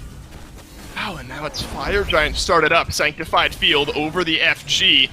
It's not the solo FG, but just a little help from BMT, and Cyclone Spin will do a lot of the damage despite BMT finishing off that final shot. Can't shrug off the Neath damage there either. But we've now seen a magical ADC solo the FG. You pair that with these mid lane hunters we're also starting to see. None of these objectives appear to be safe aggro, regardless of how early on into the game we are. Seems that way. I mean, lots of lifesteal between the first 3 items there for Cyclone, and then a ton of damage coming from the Telkines as well. Radiance really, they've made their fair share of mistakes, but I just think they've capitalized on eUnited's mistakes better than eUnited has capitalized on Radiance's mistakes. I mean, you look at what eUnited got when Radiance overstepped their boundaries in the mid lane. It was a Pyromancer. That's not good enough. I mean, that's just not going to bring you back into these games. Whereas every time eUnited is overstepped, it feels like Radiance has really been able to find something off of it. Oni Fury, then Fire Giant. Earlier, it was just spreading the map and farming really well and starting to blow the game wide open in that direction. eUnited now has to really hope that this Cthulhu can carry their siege defense once again. Yeah, it sure has been a lot of Snoopy trying to open up the doors to these team fights successfully, I might add. He's affected 7 of the 9 kills, second only to Scream out of the jungle. Doing more of the same here. Anvil of Dawn from Variety won't connect, but BMT under the eye of eUnited, and that's a completed dive underneath the tier 1 tower and a completed teleport. Benji has suddenly rejoined the fray here. Variety tanking up this tier 1 tower. Aurora adapting off to the right-hand side. 5 members of eUnited. Full backpedal mode here. Cyclone Spin tries to make his way back into the fight as well. That's Aurora who's pushed back Snoopy all of a sudden, and Cyclone Spin will thank him for it. 4 members of Radiance, 4 members of eUnited. The chase goes on. That looks like maybe where we stop if Benji can't find the big stun over onto Variety, who gets out thanks to Hurry. But Adapting's going to find his way into the backline. Guy J up front and doesn't get a whole lot of value out of that Supernova. That's going to be an easy disengage. And now a tier 2 tower. Even though Big Man got picked, eUnited has stuck around a little bit too long. They kept thinking maybe we kill Benji here, maybe we get out. They weren't able to make a cohesive call, and they're getting punished. Variety has another Anvil of Dawn, and this one also does not connect for the stun. The wall will maybe move Radiance off to the side just a little bit, but it's not going to slow down this Phoenix Siege. Aurora's taken a good bit of damage. Variety, though, doing so as well. Half HP on the Phoenix. Scream moving his way in. Aurora quite low. That maybe spells the end of this fight here. Snoopy back off of respawn. Both teams fully reinforced. And it's just some health off the Phoenix and the tier 2 tower that crumbles. You see the difference between the Kronos and the Ola Run when it comes to the Phoenix damage. I mean, just no additional damage coming from the Ola Run besides that attack speed steroid, but because his damage as a mage ADC comes from being able to crit, that doesn't help on these structures. So it makes it a big difference in comparison to someone like Soul or Kronos, who actually gets bonus basic attack damage, not coming from a bonus like crit. That means that Radiance can't get that left side Phoenix, but they're still in a commanding position in this game. And it makes me think, I mean, that these last few engagements, Genetics, I don't think was able to make a big impact when it came to the mechanical aspect of the game. I think that he was certainly lacking there. I understand the situation playing from Europe, but we have to call it as we see it, right? I mean, he's not playing from anywhere else. So I understand the need to make a switch for eUnited. But the one thing that Genetics did bring was that voice, that leadership aspect. And Snoopy, despite being a veteran and being in the league for a long time, is he ready to be that leading voice in communications? Is that going to be his role? Because Guy J's probably not going to do it, right? I mean, he's coming as an ADC, which I think is one of the hardest roles to call from. He doesn't have any SPL experience. You're not asking him to take over that shot calling. So who is doing the shot calling now for eUnited is a big question mark for me, and I think that lack of direction was noticeable there. It sounded like Variety went to the sky, and he sure did. Down he slams, and Big Man Tings will learn the hard way that eUnited still have plenty of damage on their side. It's Aurora at half HP. Snoopy is going to play Gate Guardian back to safety. A big sanctified field from Cyclone Spin, though, might reopen this fight for Radiance, and it sure does as Scream goes down. But Guy J, he's reached level 20. He's got plenty of damage himself as well. Snoopy is going to try to leave the fray as Adapting lurks around the left-hand side. Benji, he's gone right back in, but it looks like maybe a 1-for-1 ending a chase. It's kind of the opposite of what we've seen aggro, where eUnited reactively get themselves a kill and are able to stay safe. Benji stunned by Variety, but not a whole lot of follow-up damage there in order to try and kill him, as Cyclone tries to get that Primal Fury in his favor, but realizes that maybe trying to hit Whirlwind might be a little bit better suited right now with how much damage he's taken. I love the way Cyclone Spin is operating with this Spear of the Magus as well, proccing it with the big one and then turning around the auto attack damage there. Variety is going to find the stun, though, over onto Cyclone Spin. There's not enough healing in that kit to keep him alive. Adapting has found a kill in the backline. The back-and-forth trades continue 26 minutes into the game. Variety has made reparations for his previous woes with a double kill over from the solo lane. Benji taken low. Who's going to finish off the Wukong? If nothing else, Benji can get away from a fight, and he will this time. But a big turnaround from Variety 27 minutes in. Yeah, good dunk there from him. Critical to try and take down this Ola run, who really needs multiple people on him at all times. And that time eUnited is able to take an extended engagement and win it, despite being down 9K in the gold department. Not for nothing. I mean, that is pretty impactful for them to win that team fight. Keep Radiance off that Primal Fury. Extend this game. Allow eUnited to close that itemization gap. They've closed the experience gap now, so they're not worried about that anymore, but they need to get to their 6 items, whereas Radiance really has theirs basically across the board. Everyone level 20. It's actually Snoopy who holds a 1-level lead over Aurora. So despite how the game has gone for Radiance, it's actually Aurora who's going to be the last to reach level 20 here. Not surprising given how Snoopy has played a lot of these fights, and that is also not surprising given what we know about Cthulhu. eUnited takes down the Fury. It was Radiance close by. This game seems right back to even here 28 minutes in, despite what is an 8,000 gold lead. Just a couple members of eUnited looking to finish off those last few items. I think eUnited have to be wary, though, and we already saw it. The Fire Giant can be taken down by BMT and Cyclone Spin, so getting that ward coverage on the backside of the map here is maybe doubly important given the composition that Radiance have built. And the same goes for the Primal Fury they just got. That would have also been very good at making sure that Radiance can burn it down without taking too much damage and doing the extra damage on that end. Got to give credit where it's due, by the way, to Adapting. I think he was pretty quiet in Game 1. Frankly, didn't need to be anything but quiet because the way that Radiance played the map made it pretty easy for him to just be the ult bot. But in this game on this Robin, he has been really impressive. 8-2 and 2 for him. He has ruined Guy J's opportunities in these fights. A lot of it's been on this right-hand side of the map. Absolutely agreed. I think Adapting has had a phenomenal Game 2 here. Variety can't say the same about that anvil of Dawn, as you won't find the stun. Maybe a bit of disengage there.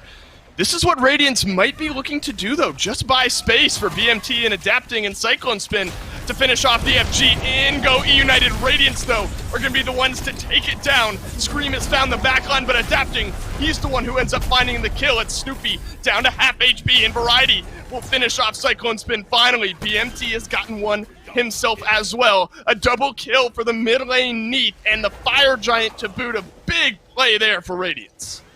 And that's all set up because Big Man has a perfect World Weaver onto Whirlwind. Hurry's gonna blink Giannis, which is something that we've seen a lot in ranked, but it's starting to move its way into the SPL. I kind of like it. But when you don't have Aegis, you have to be so scared of any damage coming your way. So Hurry has to beads and defensively ult out of that engagement, which makes Radiance not have to fear eUnited really at all on their backline dive. They know they've got plenty of space and they've got plenty of time before eUnited can close that gap. So they pull FG, and as soon as Scream goes in, as soon as Variety goes in, as soon as Snoopy goes in, Radiance know that they don't have to respect anything else. They don't have to respect what eUnited's going to bring elsewhere because Whirlwind's ultimate is down. And so Hurry and Guy J are off in a different area code for that whole team fight. They weren't able to impact it at all because of Big Man forcing Whirlwind out with that ultimate. And you look at so much of where the setup has been, you know, for Radiance here, kind of counteracting. Obviously, Snoopy's been kind of that first man in. Variety has absolutely followed up there as well. Sanctified Field has been pivotal, and we've made no qualms about how important that ultimate is.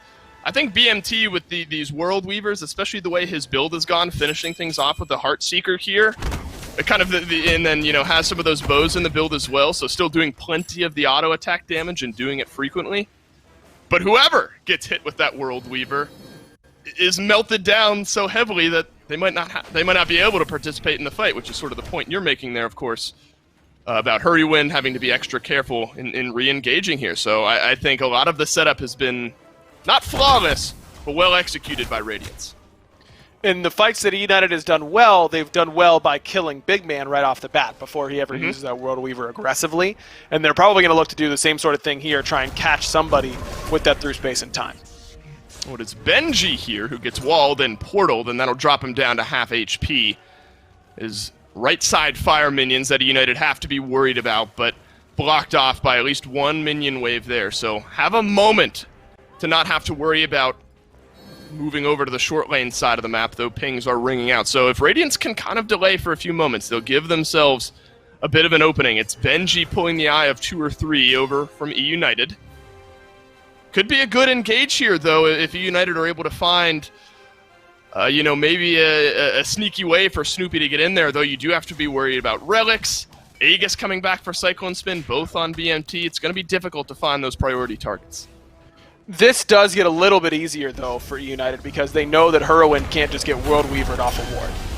Well, maybe Radiance are going to bring the fight right to them. Look at Adapting. He has no health. Cyclone Spin doesn't either. Variety has found the kill to open up this fight for eUnited. Snoopy so low, but the damage just isn't there from Radiance to take him down. Aurora is going to get locked down. BMT, though, has found a kill elsewhere. 4-man stun from Aurora, thanks to the mantle, but Hurrywind is going to get him down nonetheless. It's the defense that eUnited needed, aggro. Snoopy goes down, but that's, I don't want to say just your support, but you've gotten rid of Cyclone Spin and Aurora on the opposite side. Didn't see what happened there, but I can only imagine, based on the low health bars, that Hurrowwind hit a multi-man snipe and makes the team fight look really easy because of it. It's just the nature of the character, and it puts a lot of pressure on him, but there's a reason Hurry is the Giannis player in all of SPL history, man. He just consistently seems to do it. And right there, it's Cyclone, Adapting, Big Man, they're all a little bit grouped up. That's exactly where Cthulhu wants you. And United have bought themselves some time. Was Hurrywind on top of your Giannis tier list? I saw you guys did that. Of course, yeah. I'm not as ridiculous as Barracuda putting someone else there. An absolute fool. It's obviously Hurrywin, and there's no other option. Yeah, I'll give aggro the platform, and I guess you guys have already had your debate on the matter on the podcast, so maybe no more needs to be said than what Hurrywind has done here. 3-0-11, kept his team in the game. At this point, though, you know, I don't want to say 9K gold lead be damned, but you're looking across the board, boots starting to get sold off. I mean, it's really those pots that are the big difference maker. So eUnited, I think we have to continue to heap praise on them for the way they've kept themselves in these last 2 games.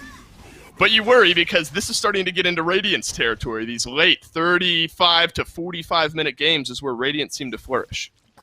Agreed. That's where they made their hay at the playoffs, and I think that is their team identity for now, is how capable they are in these late game team fights of just staying at home and really being very effective in these moments. So if eUnited can continue to rely on Hurrowin to find these big snipes, maybe they won't have to worry about it as much. But the big thing is making sure that eUnited has dominant ward coverage, because last time they lost a Fire Giant fight is because of this World Weaver off no. ward. And it's over on the Scream. Can Adapting get rid of him? He sure can. BMT sets up another one. A good sidestep from Adapting, though, to miss out on the big Hurrywin snipe. And it wasn't there as Variety drops down, gets rid of Adapting nonetheless. It's a 4 versus 4, over here in the solo lane. Snoopy being just poked down by BMT. Wall will separate the re-engagement from Radiance, and a portal will keep Snoopy alive. And that's the call for Radiance to turn right back towards FG. Jungler for jungler, one of them now 3-7, the one 10-3. I think eUnited's probably pretty happy about that. Adapting has been so strong so far in this game. Big thing to note, both Magical ADCs still have those game-changing ults. And both have both of their actives as well. Snoopy has to dash away here. Still pulling the FG, though, just delayed. World Weaver through, knocks down Snoopy. BMT yet again hits those shots, or rather nobody from eUnited is going to block out for the low health Cthulhu. Aurora dodges out a lot of that Gaijay ultimate damage. And this is what we expect. This is Enhanced Fire Giant against Cyclone Spin and BMT. Sanctified Field as Variety drops down. And it's eUnited who take it away. What got it? We'll see in just a moment. Cyclone Spin has finished off Variety, but it's Variety who steals away the FG and keeps this game alive for eUnited.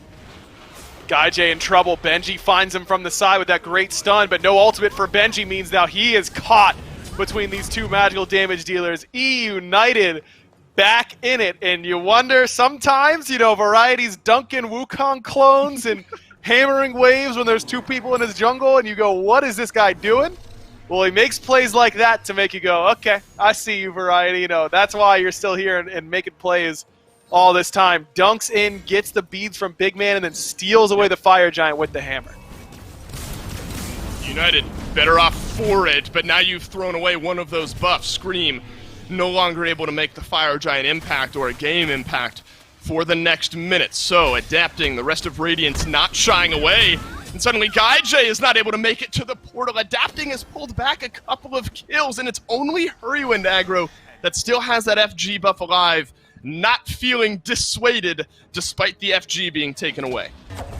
This is the most eUnited game of SMITE I've ever seen in my whole life. I mean, this is the perfect encapsulation of what they've done in Season 7. I mean, it's head-scratching play after a great play after a head-scratcher, and then they steal Fire Giant, and then Scream goes in and gets insta-killed, and it's not even close on their damage. I mean, and then GuyJ gets picked, and it's not really his fault. It's that they've committed to that play already by sending Scream in. Adapting's able to get him easily. Whoa! And then they do that! I can't see where Cyclone Spin just went. It's the double ultimates from Variety and Hurrywind that take him down, but again, it's BMT who will trade back a kill. It's Snoopy for Cyclone Spin so far here. Benji has to take to his own ultimate and will make his way safely after a blink and a bird form will keep him alive. So there's the combination. I mean, that's a good magnifying glass on exactly what eUnited want to do. Variety dunks down, Hurrywind will snipe out with the ultimate, and Cyclone Spin can't do anything about it. It's just exactly what I was just saying.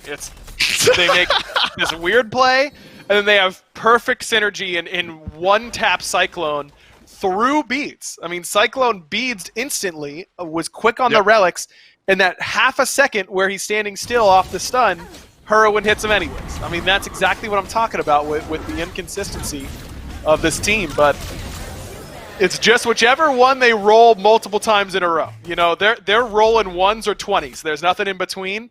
It's just how many 20s in a row can we get versus how many ones come up before the next 20. It seems to be the case for eUnited. Because when they're on, they look great. The Radiance, you have to give credit as the second best team coming into Phase 2 because of how they played at playoffs. They're giving them the work at times, and other times they're gift wrapping plays for them. So who knows? I don't know what's going to happen. It's going to be fun every time eUnited plays. I can tell you that much because it's going to be crazy one way or another. I mean, it's just been the story. Phase 1, Phase 2, maybe no different. It's consistency for eUnited, either on top of the world or getting pushed aside. This time around, though, they've hung with one of the best here in this league. And we've officially, I think, reached the point where it's just going to come down to execution. The speed pot's being picked up, boots almost fully gone here in this game. It's whether or not you can one-tap Cyclone Spin and get out alive, or you're going to trade out a little bit too much and the fight is going to go in the opposite direction. Still Fire Giant buff, though, on Hurrywind. That's going to last for another 10 seconds here, aggro. Pyromancer and Fire Giant will be back up. Both. Pyromancer's still available, but Fire Giant back and respawning a minute after that. At this point, you wonder who's feeling maybe the most comfortable on some of these Fire Giant fights. Obviously, Radiance may be a little bit shaken because Variety can just swoop in, steal it away. If you're just going to have two members, that's BMT and Cyclone Spin left, trying to DPS it down. Yeah, it's gonna be difficult to zone away these globals from Thor and from Giannis, but Radiance has been able to do it in the past. The big thing is that Hurrywind just bought a 3K power pot. So now we're talking he doesn't need any additional damage to one-shot somebody with his ult 2. That should basically outright kill just about anybody. And that's a big deal because now Hurrywind, who's had a fantastic game, 5-0 for him, you think maybe he can just do it by himself and not need any of that setup. Oh, it's Gonna come down to the next Fire Giant fight, and it is respawning here in the next few seconds. Quick look at ward coverage. Really better off here by Radiance. Have those sentry wards, the control wards that are going to buy them a little bit extra vision. United are going to move their way in. Adapting does some good damage over onto Snoopy as Aurora has made his way into the backline. That's an ultimate down onto Hurrywind. World Weaver blocked out by Gaijay. It was intended for Hurrywind, but Gaijay has to leave this fight. It's Snoopy being looked at, portaled away thanks to Hurrywind. Variety drops down, but the rest of his team has left. It's Cyclone Spin who opens up the killing here, and that's going to maybe be a free FG for Radiance. What a knockup by Cyclone Spin. That was the consecration, the 3 from Olorun that catches Variety mid-hammer throw.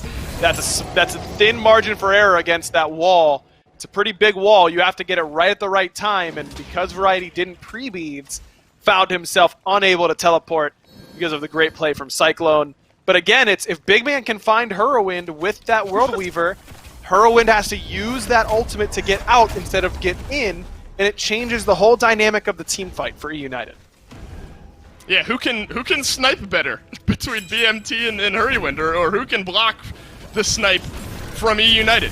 Seems to be where this hinges. Now they've got a 4v5 defense, make it a 3v5. This is Radiance's opening to maybe end the game. Hurrywind has found good damage over onto Cyclone Spin and gotten the kill, but Adapting has immediately turned this one around. Gaijay backing his way into the fountain, and it's the Titan being looked at by Radiance. Down goes Gaijay. It's a double kill for Adapting, but the Titan doing some work here as well. Radiance have found their way into the Titan room, but they don't have the damage to finish it off just yet. Adapting now stunned down. Variety up into the air, and Benji is going to try to keep things going. It's a double stun from Variety. Snoopy finds the kill. Titan taken low. The double not enough, and Radiance finish off the game. What a crazy day to start us off here in Phase 2, huh, Dave? A really fun back-and-forth set over here. between... And now you can see it, too. You can see the sweat no matter what with these two cameras. Yeah, perfect timing for us, but not so perfect timing there for eUnited. Look, I think that they had a lot of great moments today, but they also had a lot of great moments in Phase 1, and I don't think that their problems that they had today had anything to do with the duo lane. Gaijay struggled on the soul pick. That's going to get worked on. Snoopy had some bad moments on the Cthulhu, but also had some great ones. I think that the main thing is the right side of the map for eUnited just cannot afford to have that bad early games and expect to win a whole lot of games, especially against teams like Radiance. Yes, especially when Radiance wants to take you to those late games. I agree. Kind of the summary is hats off to eUnited. They obviously continue to play well in these games, just short of consistent enough, though, to take this one over Radiance, who find their way into the win column with a 2-0 here in their first game of Phase number 2. This one's exciting, but that's it for you and I here, Aggro. We'll go back to Finch on the desk to break it down. Thanks, Dolson and Aggro. What a game that one was, huh, to try and close out this first day, because it looked like Radiance had it locked up around the 23-minute mark. I was ready to pack up the bags and go, but they ran into this wall, man. The Cthulhu, Variety playing well on that Thor solo as well, and they just could not get the job done until right there at the very end. Gore, talk to me a little bit, man, about what it was that you saw that started to really slow down their push there towards the end of that game, because it really felt like, to me, Radiance should have closed it out 15 minutes earlier. Yeah, honestly, they were, very, very solidly ahead, like you said, 20 minutes in, and then Hurrywind, Variety, and Snoopy, I think, as kind of like a trio, just decided, yeah, we're not going to lose. And I was telling you about it while we were watching, because I was just like, they're not really doing anything that is progressing them anywhere. I mean, the entire time you watch the last 20 minutes of that game, the lead almost always exists for Radiance. It never really gets closer for eUnited. They just hold on to where they are, and I think that's what eUnited did. They just didn't lose for another 20. Variety had a lot of really good plays. Hurrywind, again, proves that his Giannis is not only the best in the Pro League, probably just best in the world, considering how many people are able to make it look this good at this level. It's one, and it is him. And then Snoopy, at a certain point, just started CCing, causing a lot of attention to himself. And of course, that Fire Giant steal from Variety really did kind of help seal the deal as well, where it just made it so much more difficult for Radiance to use that lead efficiently, even though they had been able to cultivate it, even though Adapting has a hell of a game here on this Raven. They just held out. They did, and I'm glad you pointed out this great game from Adapting too, because I think that he got a little bit of flack from me in particular too about his phase one, how sometimes he can be a bit slow to jump into fights and pick his moments, but that was not the case this game, man. Adapting's stamp was all over this one. Not just him, Cyclone Spin had an excellent performance in this game as well. Benji felt nigh unkillable, and the Sun Wukong showing some of the versatility of the solo lane builds that are out there now as well. What about Big Man Ting showing that Neath is back in the fray and absolutely looking strong as well. This is a great performance top to bottom from Radiant. They hit those snags, I think, because eUnited is a strong team that just let themselves fall too far behind early to really ever get onto the offensive. Dude, let's talk about the real MVP. Benji just alive enough to help get the Titan kill after his team dies. Yeah. Like that game is just one pinpoint away, maybe one ability away, one cooldown from going another 15 minutes, right? From still being, live right now, because eUnited were just that close to eliminating him. I think his protection items, maybe the sledge working some of its magic on him to make sure that he's able to stay alive there. I think it was incredible for them, but nothing to scoff at is what eUnited's defense had. And I think much to what the casters were saying at the very end there, you're not seeing a lot of glaring issues between GuyJ and the crew, Snoopy now on support. It really is just trying to get this to mesh together and meld the way they need to. But if you're taking the team that is number 2 out of phase 1 like this, then I expect eUnited to have a very phenomenal phase 2 here. Yeah, just a couple things need to come together a bit more for them. I mean, just kind of looking at those stats at the end, Scream's numbers obviously a bit underwhelming. And I think that's more an example of the way the game has gone, but also a lot of it has to do with the way this early game went too, right, Gore? I mean, they're in a better position, I think, if they get a little bit more out of Scream throughout this game. Yeah, and I think that showcases once again the kind of point we've been reiterating, which is the importance of the jungler right now. Your carries, they hit a certain limit, and they're going to have the goal to get their build online. They're going to start hitting hard at some point. Your mids, you can have somebody having a phenomenal performance the way that we saw at a Hurrywind here, and it's still not going to be enough. You need that extra punch coming out of the jungle, and much like we've seen today, that's made the difference. Even in Game 1, the strength that we saw out of that Nemesis eUnited were running is what helped them kind of keep pace with Radiance. Unfortunately, here this time it just didn't keep up as well. No, it didn't. Things got a little bit too far out of control for them, and they end up losing in 2 games. Can't find a way into that third match to stretch them out a bit longer. But I think we saw that where their issues are, it's correctable, right? It's not as if they have some fundamental flaws as a team or that they're not competitive. It's that just a little bit more needs to get cleaned up. And remember, phase 2 is a lot longer. Everyone's playing each other 3 times. They'll get a lot more cracks at Radiance to try and improve their standings. They just need to make sure they're ready for it that next time, Gordon Miser. Well, at least that's it for that game, but we still have to talk to the victors and see how Radiant are feeling. Aurora is the one that's standing by here with that interview. That's right, Finch. Aurora is with me. Support for Radiance. First of all, Aurora, big congrats. 2-0 over eUnited. This one a little bit tumultuous, maybe the best way to describe it. 35 or so minutes, 45 or so minutes. Kind of zoomed out look at this one. How do you grade the Radiance performance today in the 2-0?